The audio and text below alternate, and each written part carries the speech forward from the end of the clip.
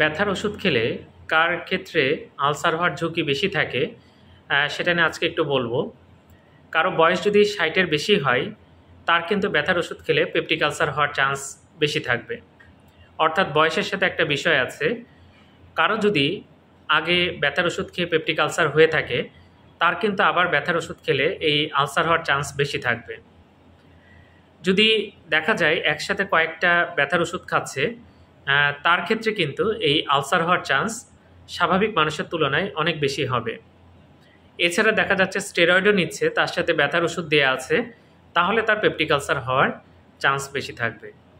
সুতরাং বয়স যদি 60-এর বেশি হয় তাকে ব্যথার ওষুধ দিলেও একটু কম ডোজে দিতে হবে এবং কম ডিউরেশনে দিতে হবে, অর্থাৎ বেশি দিন একটানা দেওয়া যাবে না।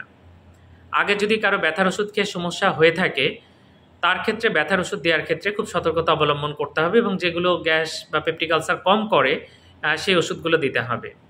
এছাড়া দুইটা ব্যথার ওষুধ কখনো একসাথে দেওয়া যাবে না এবং স্টেরয়েডের সাথে যদি ব্যথার ওষুধ দেওয়া হয় অবশ্যই একটা সাথে অ্যান্টি আলসারেন্ট বা পেপটিক আলসার কমানোর যে ওষুধ আছে সেগুলো দিতে হবে। ধন্যবাদ সবাইকে।